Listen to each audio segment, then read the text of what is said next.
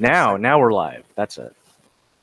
I think we should be live. So I'm just gonna act like we're live. Hello, everyone. Welcome to FilmHub. This is the 9th pod of FilmHub, and yeah. So I'm here today with John and Alex. Hello. And we're very excited to talk about Spider-Man: Far From Home. Far from home? More like far from. Don't do it. Don't do it. Dude. Don't do it. We're gonna get shot. It's a. Do you want peace or war? I don't know. It's a. Oh, we don't have our faces on today because all of us are actually naked, and Yes, we're actually in one location, and we are all naked, and we're all hiding out from like the MCU stands. Oh, that's the thing. We have to protect our identities now, unlike Spider-Man. Now Exactly. Ooh, wait, Oh, no, dude, wait, no, wait. Guys, we're gonna do spoilers. Everyone watching, so if you haven't seen the movie, bail out. Wait, let me actually write down spoilers here on the chat. Okay.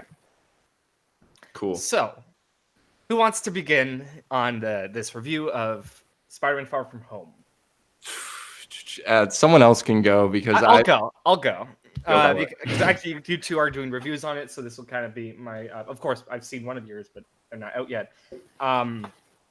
I really enjoyed it. I had issues with it for sure, and actually, I found it hard to get into. I found a lot of weird stuff in the first act that really kind of was like very odd to me.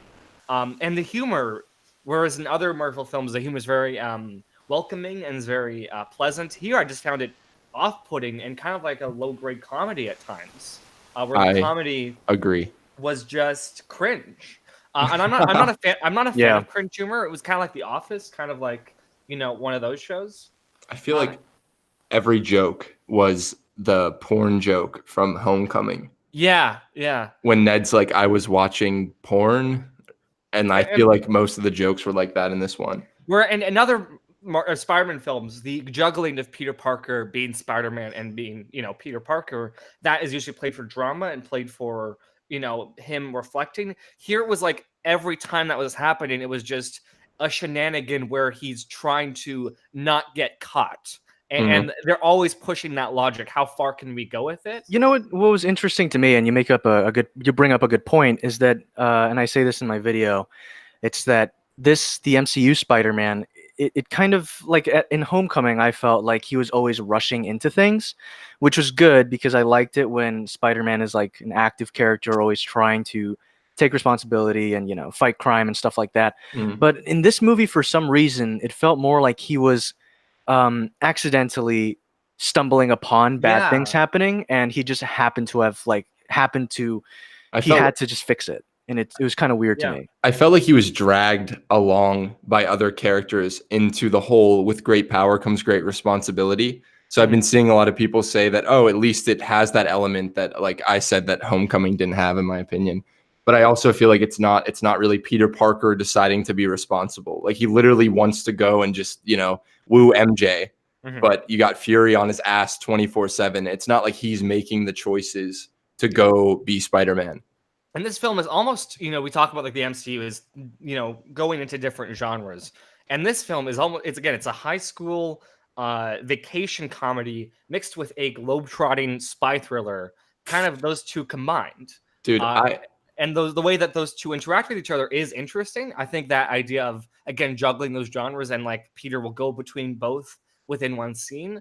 But for me personally, I enjoyed the globetrotting spy stuff far more than the comedy high school stuff. Whereas I really like the high school stuff in Homecoming, less so this time. I just don't feel that this is maybe just my personal high school experience, but I feel like their idea of how are they supposed to be in this? Like 16? It's Disney Channel.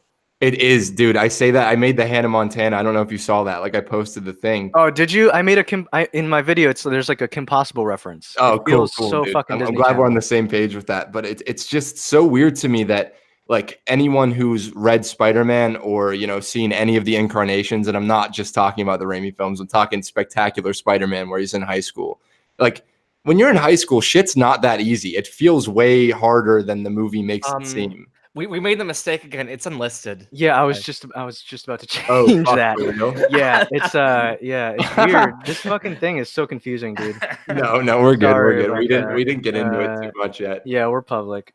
Republic. All right, Okay, now we're that's public. All right. Now Well, we're at least we had 76 viewers live, so that's pretty good. that's That pretty is good. pretty good. I'm excited. Yeah. So, well, anyway, back to the movie. Yeah, I was will just saying. say, or you saying? I was just saying that I don't buy any of the high school stuff because they all feel like an idealized version of how a 30-year-old thinks a high schooler behaves.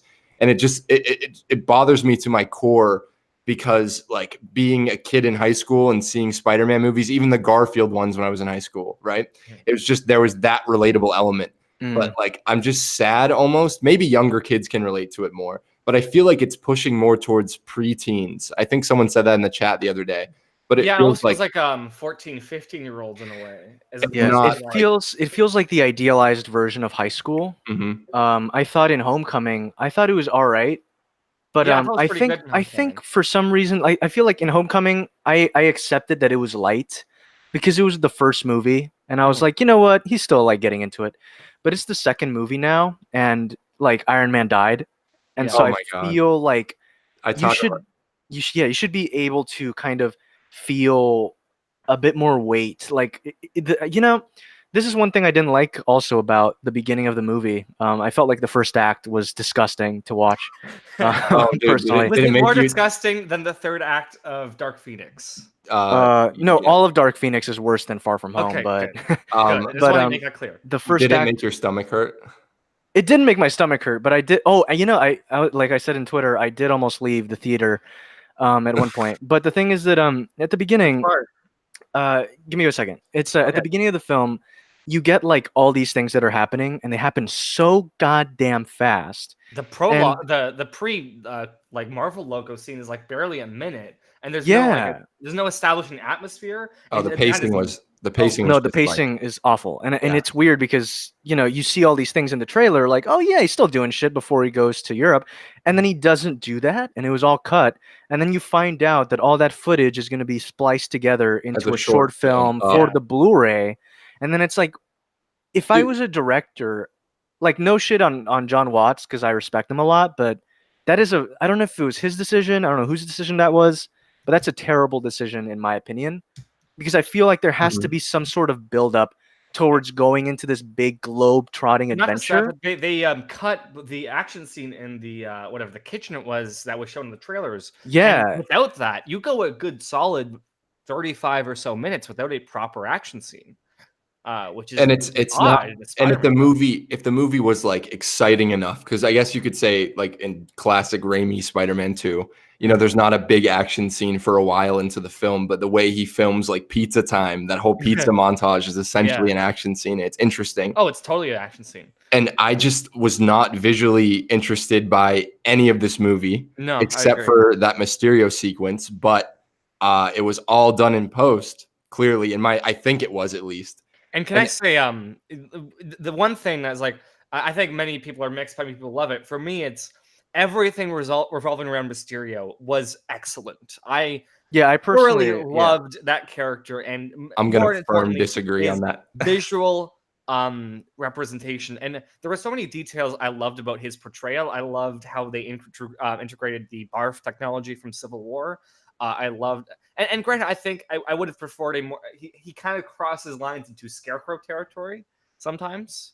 But it's one of those things where the big scene, right, that happens at the end of the second act or whatever. Whoa. Sorry about that. Yeah, the end of the second act. I don't think logically that moment makes much sense. The kind of in terms of the visuals we're seeing, but just viscerally was very impactful. And Can I just something talk before Alex does? I don't know if you're done. Yep. Just wanted to say, yeah. Yeah, but it's just I loved Mysterio. I think he is one of the best Spider-Man villains we've seen on screen. Up there with Vulture and Doc Ock in Spider-Man 2. I really Definitely. loved his portrayal. I think so too. For me, it was that I really enjoyed the fact. One thing I do hate is that every supervillain is tied to Iron Man for some reason. Yeah, And I that was feel Oh, like yeah. that lessens the impact of being like a personal thing to Peter. Mhm. Because the thing is that, in the Raimi films, and not that every supervillain has to know Peter, but it feels like almost like even at the end, it doesn't feel like he's going against Spider-Man. It's kind of just like I'm doing this, and Spider-Man is here to like I don't know. It just kind of Well, feels I weird. think a But lot of Spider-Man villains are that way, where Spider-Man is just an inconvenience to them. no, yeah, but it Yeah. feels like at least there's like some sort of personal stake attached, Yeah. and in this one, it kind of didn't have that. And I you know, thought even Vulture had that because you know Liz Yeah. is his daughter, but here that was kind of non-existent. But before we start shit talking Mysterio, I really did enjoy the action sequences. I don't think it was done in post, like Alex said. Well, the majority was obviously done in post, but I feel like parts of it weren't because there had to be certain shots that had to fit in with the CGI that overtook the scene. Especially at the end, in which you know you see the hallway, and it has to be obviously that hallway they shot that hallway moment at the very end was so is fucking sexy. I amazing. That came, was the yeah, type of action, and that was kind of my takeaway from this movie is that the story stuff I liked significantly less than Homecoming, but the action was pretty much orgasmic. phenomenal all I the way felt it was really through. nice. Yeah, And whereas Homecoming, I was very disappointed with the action. Here, Mhm. I really got into these action scenes. They're very dynamic, very the great sense of stakes and geography. Mm. What needs to happen? I mean, towards the end, it gets a bit ridiculous, and like how many freaking bullets Peter is dodging. It does get a bit. Yeah, but he's So, Spider-Man. You know, he's Spider-Man, Spider-Man. Spider-Man. I mean, for But me, even look, then, yeah. yeah, yeah. Sorry. The thing is, for me, right, the whole thing with Spider-Man and his action sequences is that I feel like after the second act, which is around the time where he gets the black suit, I feel like everything after that it really starts going because it feels like the movie starts really focusing on Peter and his Yeah. struggle and what he's feeling Mhm. compared to like the entire pretty much the entire first half of the movie. But then you And the first have half you know the sorry. first action sequence, which is against Hydro Man, and that was I was actually kind of bored watching it, and I feel Yeah. like the Oh, reason really? why is because and I talk about this in my video. Hopefully, it comes out tomorrow. Sorry for plugging. Is that Mhm. Spider-Man is very heavily integrated with New York, and I feel like a lot of people hate this argument, like, "Oh, Spider-Man isn't, No, no. you could you could." You're 100% correct on that. It's like you take him out of New York, it's still Spider-Man, but the thing is that it's almost as Spider-Man is New York, mostly Queens and Manhattan, as Daredevil is Hell's Kitchen. Like Yep. it's his responsibility to take care of his city. Everything he does revolves around his city. He's called a menace because of Jameson, because of this city, and taking him out really takes away part of the character. So you have to really focus on the character Spider-Man and his problems that he's having in a different location. And the Mhm. thing is, the movie doesn't really do that until halfway into the movie, and by then it's really kind of and it's still kind of sloppy. I And couldn't so at that point, like when it started to switch more to like a typical quote unquote Spider-Man story towards the end. Once Peter, gives the glasses to Mysterio after knowing him for like 2 hours. Mhm. Um, like by then I was just so not into the movie that I couldn't really connect with anything that happened. I Period. feel like that almost happened to me. Definitely. And I think part of that is that many of these early scenes, they're not story scenes; they are comedy set pieces. They are scenes that Yes. revolve around a goof. Like A the goof. one scene A that gap. I genuinely disliked was the drone scene where he accidentally calls a hit on the Fuck my God. yes! Oh my god, The dude, kid. tell me about it. That Dude, was that was It was so bad. maybe That's the scene I wanted to walk out of. I think that scene was my least favorite scene in the entire 20 whatever MCU movies. I was about to say the same thing. I think I really dislike- do. The actual I think worst. there's a few scenes in maybe Captain Marvel or one of the other movies I dislike more. But No, that was up no. there. There is nothing in Captain. I don't like Captain Marvel that much, and there is nothing in Captain Marvel that was like that offensive to my The eyes. I'm Just a Girl was pretty close, but yeah. Well, my thing is like I think that maybe I wouldn't say that this is one of my least favorite MCU movies if it wasn't Spider-Man. Mhm. Like if this was an Ant-Man movie, I'd be fine with it. It'd be like Mhm. perfectly fine, and I'd walk out of it being like, you know what, that was fine. That wasn't great. I won't remember it in 2 days. That was fine. But just because Spider-Man's such an iconic character and he means so much to me and to so many people, seeing that they made Spider-Man for the bulk of this movie really light, really fluffy, and like I just couldn't personally vibe with that. Mm. And if like other people can vibe with that, that's perfectly fine. That's like great, But for me, it's always been his stories are very like emotion filled and they're very weightful. And this movie didn't have much emotion or weight until the third act. But by then I was just like, okay. You know, it was something I noticed, which I felt shocked me a little bit, and I didn't even notice it until like a day after I watched it. Mysterio died, and Peter did nothing. He didn't care at all. He was smiling in the next scene. He was like, "Oh, MJ, I fucking love you. Let's make out right now." Yeah. And then it's like, wait a second, but I mean, technically, you are kind of the reason a dude got shot because he moved a drone out of the way and bam, it shot him because it ricocheted the bullet. And it's like, wait a second. You just killed it. Like that's actually, I think, the most, other than maybe Spider-Man 1, it's the most direct Spider-Man death.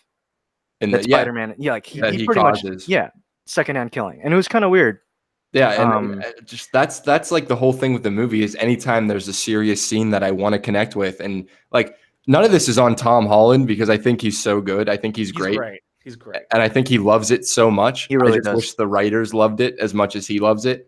But like any big emotional scene, just never like hit with me because the movie didn't take it seriously. It's like Mysterio's dead, like probably not for good, but he's dead right now. And then literally the next scene, Peter's like getting off. He makes out with MJ, and then he gets off the plane, and then he's like, "Oh, all my shit got destroyed," right? And then what bothered me the most, and I talk about this for too long in my video, is that was Uncle Ben's suitcase that got destroyed. And oh my fuck! Wait, he didn't give a single. Yeah, well, the that close up is not. Is that close up in the movie? It is. It is in the movie. Wait a second. His stuff got destroyed. What part is that? I can't even remember. The very end, May is like, "Where's your stuff?" And then I think this happened. And then he's like, "Yo, it must have gotten destroyed or some shit." I don't know who said that. But the problem is, that's fucking Uncle Ben's suitcase, man. And that just hurt my soul. I was like, Peter Parker, any version of Peter Parker. I don't care if this Tony Stark is the version of Uncle Ben. Like, if he has Ben's suitcase, anybody's going to be upset if they, like, broke it, destroyed it. If I want to kind of change gears here, and I would say what I think is, like, we are more negative on this film. I think certainly more than the average film goer. Oh, definitely. I actually compared to the average film goer, yeah. I really enjoyed the movie a lot. I think it's good, especially towards the end. But I think the movie's biggest problem is again, I really think it's that the comedy structure just took completely over to the point where they don't develop the relationship really between Peter Parker and MJ. They keep playing this will they won't okay. I feel like we're gonna get a lot of shit for this personally. Oh my god, dude! This is like a major point in my video. Yeah, the thing is that Peter and MJ's relationship. No, go ahead. I'm sorry. You were talking. Go ahead. Yeah, but I don't get their dynamic really. They only really start connecting when they're after the fire battle and they discover the drone, right? Yeah. But that seems like beginning of the third act. That's way too late in the movie. Dude, I don't even know when Peter developing that. When Peter starts to like MJ. I don't even know when Peter starts to like MJ because in the first film he didn't give a shit about her. Literally, he like just was like, "Oh, that girl that teases me," and then she looks at him, and then now he likes her. And I thought they were going to do like a Harry Potter type thing or like a franchise type thing where over the course of the movies they become close friends, and then that friendship turns into a romance. But in this, it's like you start the movie and he's like, "Oh my god, I'm going to get her this necklace that she likes," and I think MJ is great. So like my whole thing is you want me to believe, I just couldn't buy into it, man. You want me to believe that Peter came back from the dead, witnessed the death of Tony Stark, his idol, okay? Essentially Uncle Ben in this franchise. And then now he wants to go on vacation and, screw MJ.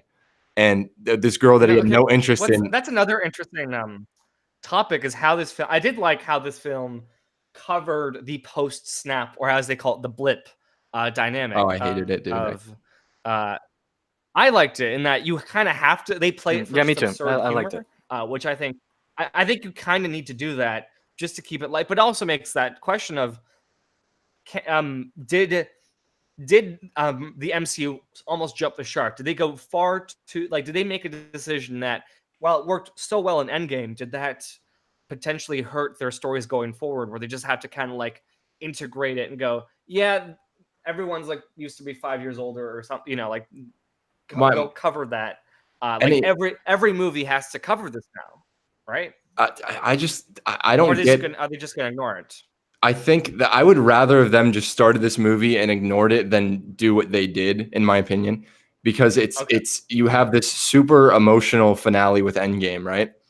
And then you open this movie and it like turns it into a joke. And yeah, the joke's funny. But right off the bat, it's like that was the groundbreaking MCU thing. The snap was like the biggest fucking thing ever Yeah, and that they make a happened joke in about fucking it. cinema. And then it's like, it's funny.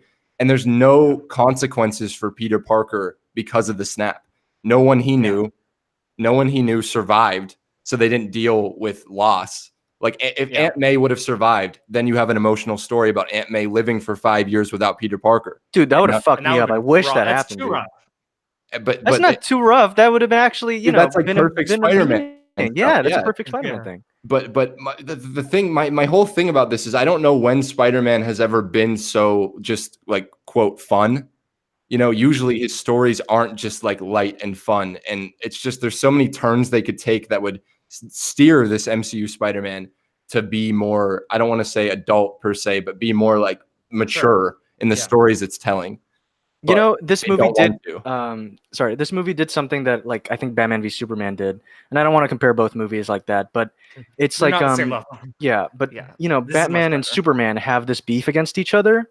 And like but then the reason they reconcile isn't because Superman like talks Batman into not killing. It's because their mothers share the same name, and then Batman just kind of feels bad.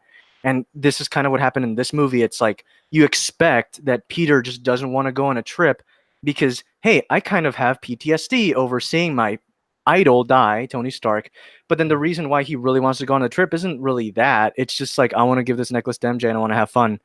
And it's never really explained that, yeah, I'm actually like in pain and, you know, and all that. And then later on it becomes, oh, you know, are you going to step up to be Iron Man? But it never is like a thing of like, I saw him die and I kind of don't want that to happen to me. It just kind of feels you never really know why, like exactly what kind of grief Peter's feeling. Yeah. Yeah, and the scene again. There's, I think we all agree the first act is the weakest, and one of the weaker scenes for me was when like all of a sudden out of nowhere Peter has to get upset about Tony Stark, and like that felt so flat to me because because I feel like I honestly feel like I think Bailey said this the other day in like the FilmHub chat.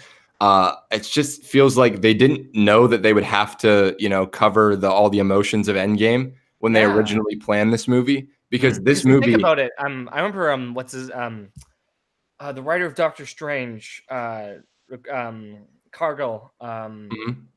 He said that like when he saw Endgame, he didn't know, and he's writing Doctor Strange too, so he had to experience that live. Like he knew certain details, but he didn't know the post Endgame world, which is that's someone.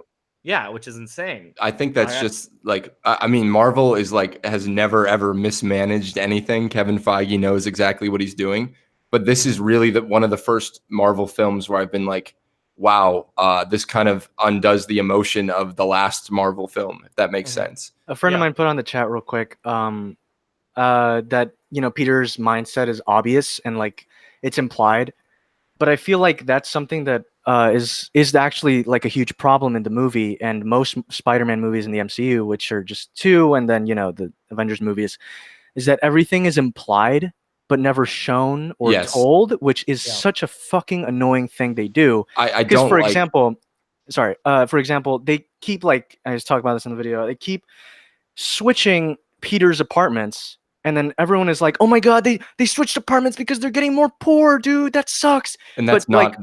That's not the thing. That's just that they switched sets. It's like if that was an actual plot point, they would have said that. Yeah, it would work. But and it would be good because it would actually be Spider-Man. Actually feel bad. It would actually feel like important. And I think more importantly for me, it's like I don't buy that. Like as long as like the minute that Tony Stark takes him under his wing, I'm pretty sure Tony Stark would cover some of those bills, right? Like that's not a stretch. No, it's not a stretch at all to imagine. Yeah. So for me, it's like, and it's fine to have a Peter Parker where the financial side is not a part of his struggle, but you look at almost every other major comic and especially the Raimi films where. It's always kind of a thing. In the game. Dirt poor in those films. Well, that's like, the second one. I can't believe I got shit for tweeting this the other day, just by saying that I grew up without a lot of money and that I connected to that so hard. Yeah, and it's like, not. Fuck you, dude. What comics you read? But it's like, I don't know what these people are talking about when they're like, the money doesn't have to be a problem. And yeah, it doesn't have to be a problem, but one of the core values of Spider-Man ever since he was conceived. And this isn't just the Raimi films. I have to keep saying this. In the Spec Spidey cartoon, most of the cartoons, even if it's small stuff like he can't afford to take a girl out on a date, but it's still there. Like, and I love that shit because it's so relatable. It's so relatable. And it's like even if they wanted to make Tony just give, you know, May and Peter some money, right?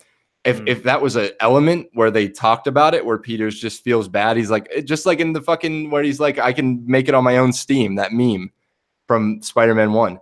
Just if he told Tony that, like, oh no, you don't have to pay for stuff, you know, I think my Ann and I would rather struggle ourselves, kind of shit. Just there's so many things where you could implement the money element, but they don't want to do that. Oh man, you know, it was a great thing I completely forgot. And I don't know if this is exactly what you're talking about. In Spider-Man 1, when Norman Osborn offers Peter a job. Yeah, that's what I'm talking about. Yeah, and then Peter's like, no, yeah. I think I'm fine on my own. That was great. That's a great character moment. Yeah, and then I feel it like- also explains for why, because I feel the excuse is like, oh, but he's best friends with Harry in the Raimi movies, so he could just ask Harry for money. But that one moment right there, you know that he wouldn't ask Harry for money. And I Although, feel to like be fair, he does live in the same, in the first movie, he does live in the same apartment as Harry. Yeah. But you just know the kind of guy he is, that he'd rather, you know, and just the way Uncle Ben was in the first Uncle Ben scene, he doesn't have his job anymore in Spider-Man 1. And then May and Ben are talking about how they'll get by because they always have. And there's this thing in the comic, one issue of Spider-Man, I don't know which comic, I'm not going to spout out issue numbers, but where they talk about how Ben didn't have much money, but he would just give his money away. Like he'd help out the neighborhood in any way he could. And it's just the money element has always been something that's like fundamental to Spider-Man. And this brings me to my greater point, and then I'll shut up for a bit and let you guys talk about Far From Home and about MCU Spider-Man. Is anything like I said before, anything mature that they could do, they seem to not want to do. And I mentioned this. I mentioned this in my not Homecoming review, but I covered Homecoming way back when on my Let's Talk About How We Talk About Movies video. But I've talked about how Homecoming is a movie that actively avoids dramatic consequences. Yeah, and I guess Far From Home doubled down on that, especially for you, Alex. Oh yes, yeah. That's how I feel. That's the big meme of my Spider-Man Homecoming video, is the consequences bit. Okay. I'm looking forward to it. Oh my god, yeah. I want to get more into positives because I do want to be again. I wanted to say something real quick. Sorry. Go ahead. This is hopefully the last negative thing we'll say. I feel like MCU Spider-Man, like the writers, when they write the character, they only think, like, because Spider-Man's supposed to be a very relatable character. He's a teenager and then kind of becomes a young adult, and he's struggling in high school and then college and then into his adult life. But I feel like they think relatability is just awkward. Like they think everything that stems from relatability is just, oh, he's an awkward kid and he doesn't really know how to talk and he stutters a lot. But that's only awkward for that only gets you so far. Yeah, that only gets you so far. But what about, like actually maybe having to do more homework? They don't stress stuff like that. They don't stress like his relationships with friends and stuff like that. It feels like they're always his buddies. It kind of like everything he does, everyone's always backing him up. Even in Homecoming, it's like, oh, I kind of sent your dad to jail, but oh no. So it's perfectly and then fine. Liz is like, oh yeah, you're my best friend anyway, and they hug. And it's like, it's kind of odd to me. And I feel like, and again, when we were talking back to, I want to go on a date with this person, but I don't have money. I feel like that is relatability. When Flash is turned from like an actual bully, when bullying still exists, into like kind of just a douche, but now he's actually just like a good guy. It's kind of weird. There's no drama element to the high school part either. What's even worse is that how easily they could have just made Flash Brad. Oh, I know. And that would have worked like so much more because they actually have a connection. Was Brad? You're right. Dude, Brad was the worst fucking part of the movie. Dude, can we all just, I think the people who love the movie, can say that Brad was the most pointless character, maybe in the MCU.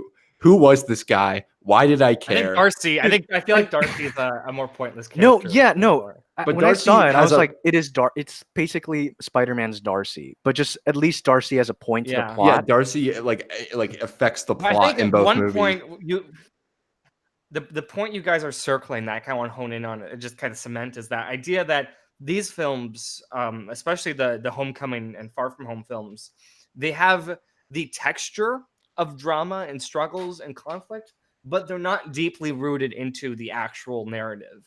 Yes. To me, it's only when the action stakes rise up that the film actually has drama, which actually becomes like, again, the movie, the last third of the movie does what the whole rest of the film should have been doing. Like it's like, oh shit, we actually have to develop this stuff, and it kind of rushes through it. It's like, okay, at least we're doing this stuff.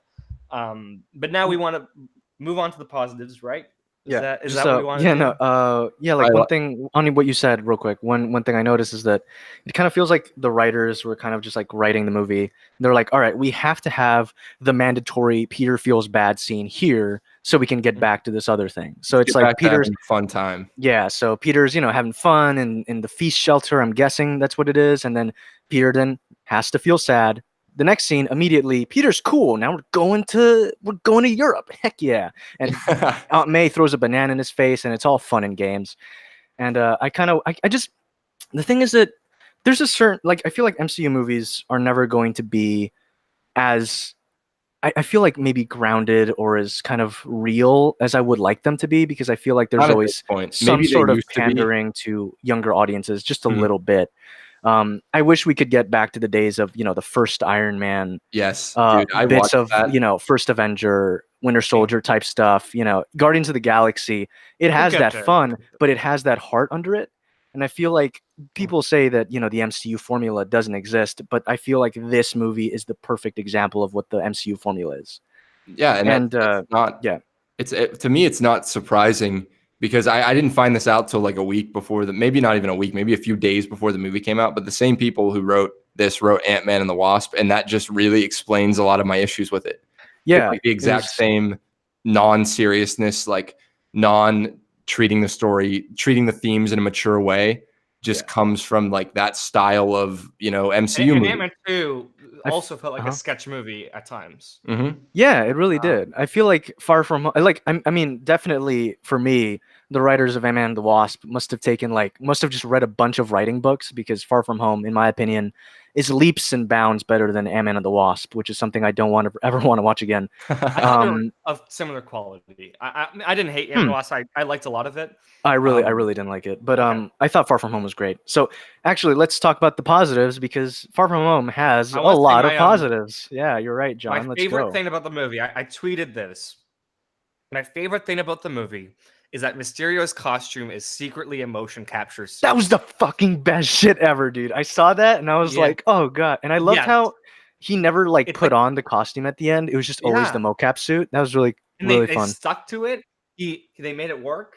And that was an authentic looking motion capture suit, the same one that Mark Ruffalo would wear when doing the Hulk.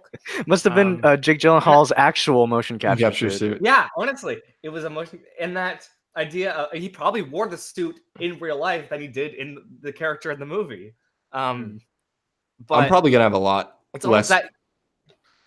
Go ahead. Yeah, positives, but also I think it's like the film. It's almost like the villains are filmmakers. They're this ragtag group that it's all about illusions. It's all about convincing their audience. It's like you in the same way that people made the analogy that Inception is a movie about filmmaking. I think you could make the case that Far From Home is a movie about filmmaking, at least for the villains. Interesting. Fuck, I forgot what I was gonna say. Oh, right, the villains. Because there's multiple. I loved how Mysterio was like buddy with them, but also at the same time he has issues, so he instantly snaps at them and points guns at them. Jake Gyllenhaal's acting is fucking great, dude. That's gonna be my positive. I'm gonna get Jake Gyllenhaal is. I think he knows what movie he's in. That's like the best. It's one of those performances. This is a film where I really fundamentally disagree with most of the story elements of it, but I thought that all the performances were good, and I actually really liked Tom Holland's performance. That doesn't mean Tom Holland was great. Yeah, when he was freaking out. Oh, dude, it was a great scene, and I was like, wow, it's actually becoming a really, really, really good movie. But this far into the movie is when Happy was patching up Peter, and then Peter just fucking snaps, and I was like, fuck yes, this is what I've been waiting for an hour and a half. I notice that his wounds disappeared at the end of the movie.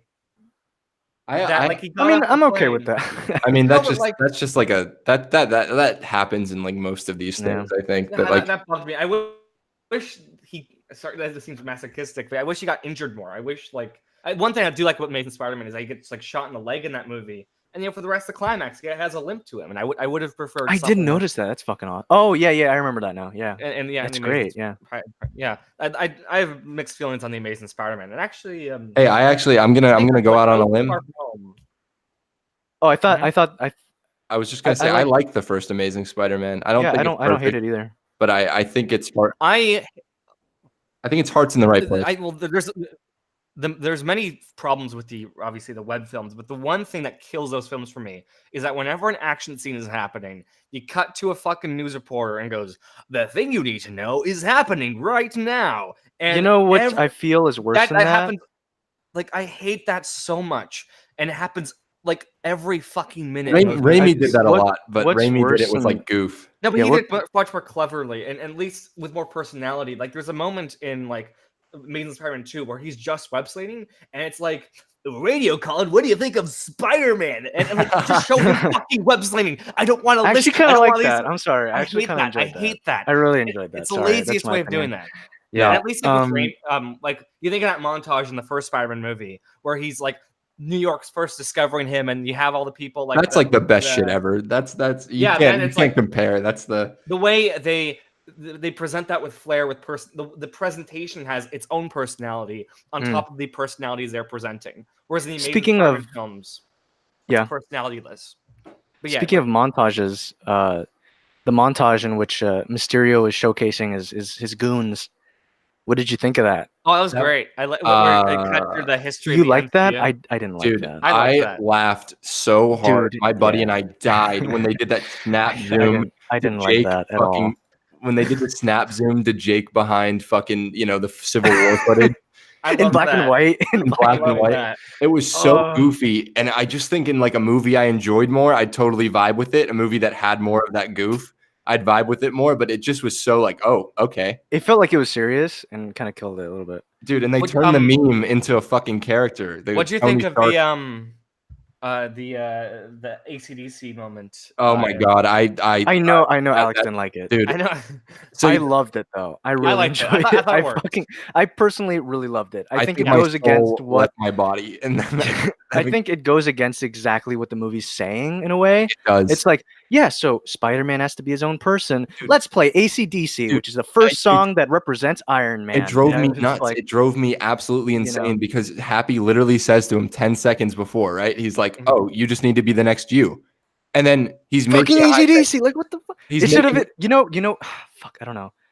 God, it's weird. Cool. Like, I'll admit, like, I thought, like, if it wasn't going against the themes of the movie, I'd be like, oh, that's a nice little sweet thing, But also, it's like, you just told him he's not Tony. Yeah. And then I fucking loved it, but it goes against like what the theme of the movie is, which is weird.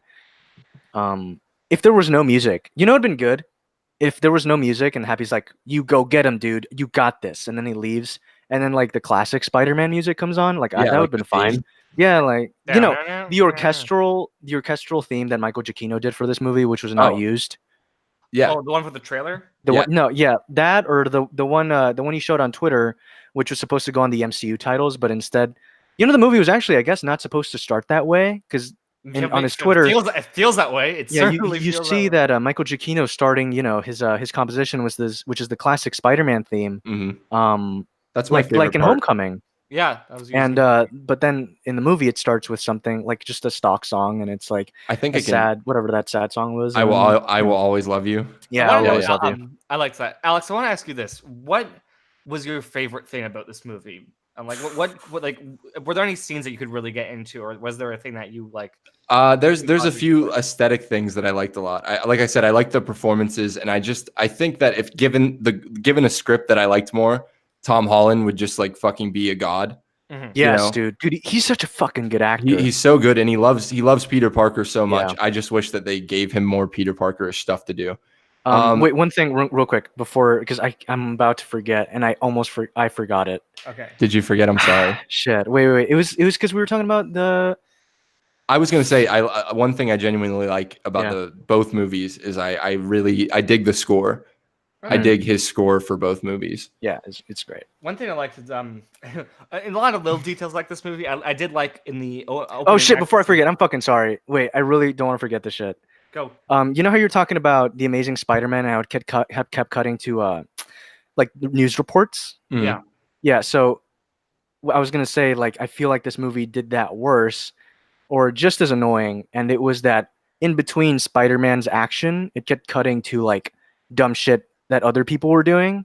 So like in the third act of the movie, when it's Spider-Man against Mysterio, and it's this fantastic battle, which I feel is one of my favorite battles in all of Spider-Man films, it keeps cutting back to Happy and the kids, and it's like this Dude, shit is fuck so those kids, fucking man. boring, dude. This shit is so goddamn boring. None of No, those because kids, none of I those kids never have any personality. They have personality, but there's nothing else. That's my They thing. don't have Um, they don't have they have personality, but they don't have character. They don't have any Yeah, bit of it's- character. Peter it's Parker's like- best friend has Ned in this franchise. Has literally, I know nothing about him. I don't know what he wants. That's a good fucking point, because like even in previous movies, even in Webb's movies, you knew exactly what every character wanted, like Yes. what they felt and stuff. Like you got Harry Osborn and Sam Raimi's, and he's Peter's best friend, and you know exactly You what know he exactly wants. what's going on. And you know, even in Raimi's films, you know exactly what Gwen wants. His version of Harry, you know exactly what his Harry wants.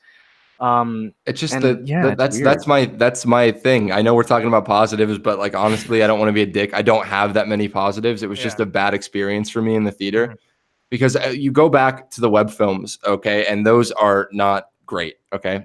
TASM 2 is a fucking hot mess, right? Yeah. Such a hot mess. But there's scenes where fun, Aunt though. May, it's really fun. There's scenes where Aunt May and Peter talk, and she's like, hey, Peter, you care so much about your dad, but like I'm your mom, and I am the one who has to work 2 jobs, and I'm the one who has to take nursing classes with 20-year-olds. Dude, I fucking love that scene. It's beautiful, and it's adult shit, and it's what Spider-Man's always been about. Spider-Man has never, ever, ever, ever, ever, ever, ever, ever. Let me hit this point home. To me, at least, he's never ever been just light. It's always about what's underneath. You know, it's always about the emotions underneath. It's about the fact that his aunt has to work 2 jobs. I feel like yeah, like people take the Spider-Man character and they think he's a fun character, but the thing is that Spider-Man is only fun and like comedic and lighthearted because that's who the character is, Spider-Man. But the person behind the mask is actually like this kid who's kind of fucking scared, and he's struggling with shit, and this is his responsibility to bear, and he's the only one who can do it. So might as well put on a smile and fucking like kick some ass. But what does Aunt May do in these movies?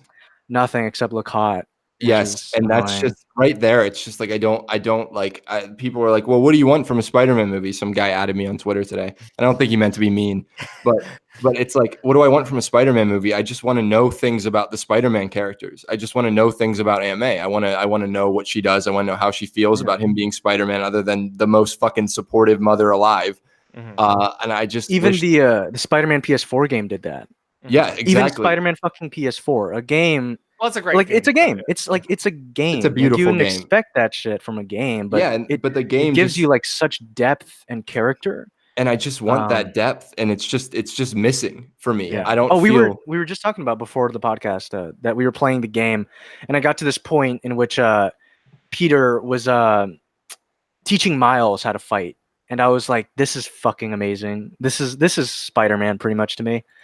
And I know Tom Holland isn't there. Tom Holland's Peter Parker isn't there yet because Spider-Man PS4. Spider-Man is an adult, but I wish he would take himself as Spider-Man more seriously, because I feel like the movies kind of take him like, yeah, I'm Spider-Man. It's cool, but it's not like I'm Spider-Man. I have a responsibility to people. And exactly. But it doesn't need to be Raimi Spider-Man 2, where it's like that's what it's all about, because it can tell its own story. It can be more lighthearted. It can be more fun, but it doesn't have that dramatic backbone. It doesn't have exactly. Real and so stakes, if we're talking about like positives, the movie's perfectly enjoyable. Like I said this on Twitter and somehow got shit for that too. I said that it's fun and it's lighthearted and it's a good time. Very fun. Yeah, it's a good time. It's like you watch it, it's a good time. Lift so much of the movie. Here's the elemental fights they're so well done. The elemental fights, they're so cool. That's all I have Alex, to say about them. But there's when you posted on Twitter, I feel like the reason people took it wrong is because when you said it's like fun and fluffy and that's okay. I feel like that was kind of you putting what you thought of the movie and like kind of making it seem as if that is what the movie is, when people can take a movie and like think about it differently. Yeah, of course, of course. But I feel Yeah. like definitely people just give you too much shit, man. And Yeah, it's thanks, really man. it's really Thanks, man. insane. I don't One thing understand. I also want to talk about, we haven't discussed it yet. It was one of those things where, as I was watching the movie, I was thinking, what the fuck is up with Nick Fury in this movie? And then you Oh get my to the God. post-credit scene. I was like, That makes okay, sense. it makes Dude, sense. Yeah, dude, no, I get dude, I it. walked okay. out. I like Before the when post-credit scene? no, when it was like when he switched before the post credit scene, because I fucking knew, because I read that spoiler. I got that spoiled for me that he Oh, was shit. spoilers. I don't know. Okay. We've been talking sports all the Yeah, time. this is whole spoilers. Yeah. That he was a Skrull, and I didn't want to watch that. I was like, okay, well that just kind of takes away any kind of relationship that Peter and Fury could have. Exactly, dude. Holy fucking, like, people are like, Yeah. dude, that's so cool. Holy shit, it's a scroll. But it's like, dude, that's the biggest fucking cop out I've ever experienced ever. It adds It's like nothing to the movie. It adds actually. nothing to the You movie. ever when is ever Peter gonna interact with Talos ever again? Never. It's just, it's not gonna happen. What So was why the not point of it? actually I make don't- it Fury and make it Maria Hill, so it feels like those actual characters actually trust Peter Remember with when these situations. remember when Yeah, what were you Joss saying? Whedon wrote Maria Hill and she was like a character? Holy even shit, even dude. in Winter Soldier, Yeah. Dude, Yeah. I miss good Maria Yeah. Hill. Me Fucking too. Maria Hill was I badass. felt so bad this whole movie. She's just doing nothing, and then they like, I don't know if it was a reshoot or what. Maybe it was always planned, but it feels like they were turned into Skrulls at the end of the movie, like in the post credit scene. Yeah, I think so too. Because Yeah. some of those, like, because both performances, I don't know if it's the performances or the writing. No, I think they were. I think those were intentional. Do you I think did so? like the But like, moment. why would you want to I do think so. that? Yeah, dude, that's I the know. biggest fucking. That's That- actually a huge question for me for this entire movie, because I love a lot of it personally, but there's so many scenes that I'm like, why would you intentionally write a scene like that? Like, why would you intentionally write Peter getting glasses and then accidentally shoots a missile, which That ends was up being a scene. drone, That- at a character, and I then am- almost blowing everyone up, and then has to web sling out of the bus, even though he would like pretty much get cut in half because the bus is running. So it's No, that's actually as someone who studied physics, that's actually how it would work. You would land right where you ended up. It just looks stupid. That was Yeah, it my just thing. kinda It looks just stupid. looks stupid to me. I guess, yeah. Well, But- you're probably smarter than me, but like it did look But stupid. no, but, like, and I think the biggest problem is that it was all green screen and it looked like the worst fucking green Oh screen. yeah, there's I'd a ever lot seen. of green screen in this movie. Dude, But, I am so it's just, sick. With that moment of Of like, CG Spider-Man. I am so no, just of I'm still hung up on the. Yeah, Alex. No, I was just gonna say I'm so sick of Spider-Man's costume being painted over with CG and he looks like a cartoon. I can't take it anymore.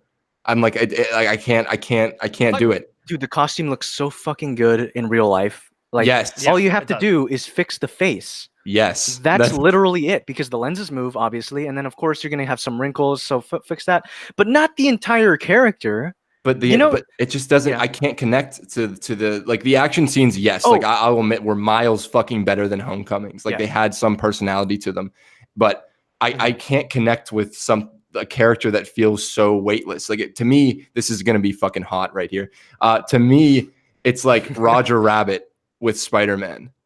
When Spider-Man's bouncing around and you have like the real elements, but then his costume CG painted. And it's been that way since Civil War when they took that and painted I over thought it it. looked pretty good in Civil War. It definitely. Fuck, man. It's just the paint.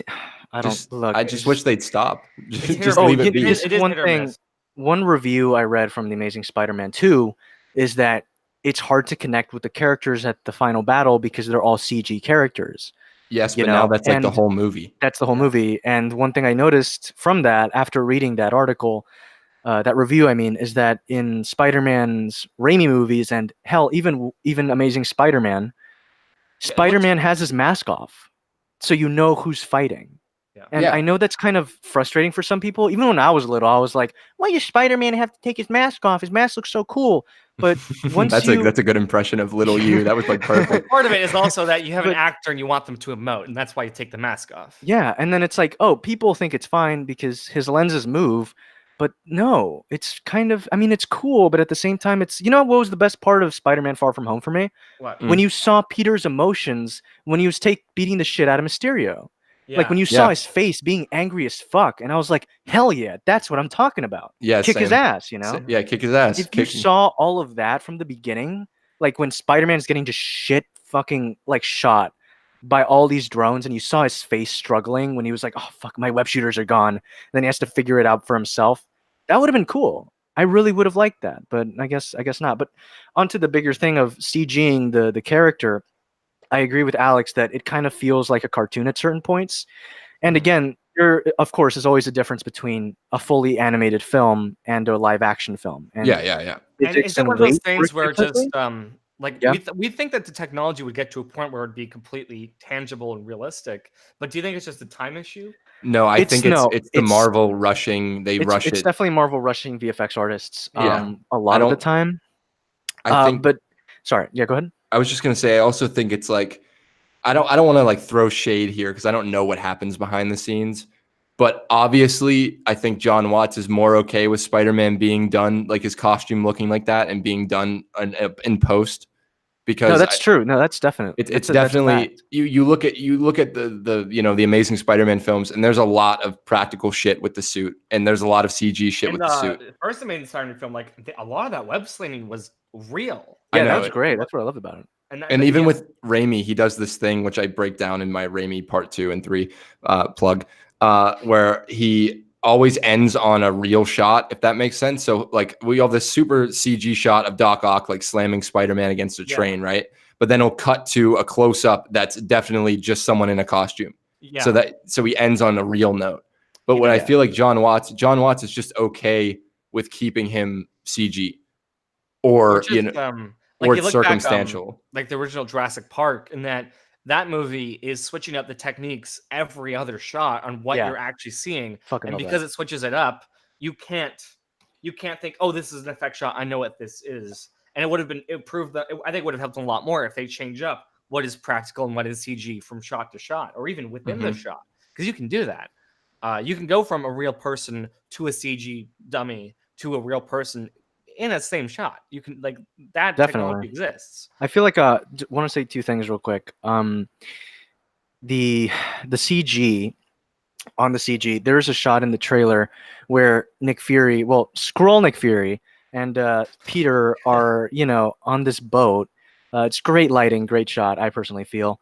And then that shot is gone from the movie, and it's replaced with another shot in which the entire Spider-Man suit is very, very fake looking. And I don't know if in the trailer the actual suit is fake. Because I bet you they shot a lot of it real, and in post they and went then in they went over it with CG. But then it's like, wait, but why would you replace a good shot with a worse one? Well, It was dude, weird. What's weird to me is when he's talking to Happy in the first trailer, right? Oh yeah, he has the homecoming suit. He has the homecoming suit on, and that looked fairly real. I don't know if Because it it was. was real. No, it was real. Yeah. And then Oh, they yeah, made it wait. the Iron Spider suit. Yeah, real quick. They did the exact same thing that Endgame did with the characters, just like 10 times. Okay, I don't want to shit talk, but like it just didn't look as good. And I think maybe it's probably because it was switched up like right before something big happened, like they had to rush the VFX artists, because the suit is obviously the homecoming suit and they just plastered CG over it. So you get the Iron Spider suit. So I feel I have this feeling like that shot was the entire opening was not supposed to have the Iron Spider suit. That's how I felt too And then watching it. they had And to then like switch it up. And what was even weirder is that the Iron Spider suit looked. I feel bad for saying this, but I Don't feel personally feel bad. like maybe it's like a rush job. It looked worse than like when it was introduced in Infinity War. Yeah. Yeah, I It agree. was like its worst looking ever interpretation. Like it looked like Homecoming Iron Spider suit, but maybe even worse. Like, you know, in my Spider-Man video, right? No, I'm sorry, the VFX Marvel video where I'm talking about how Yeah.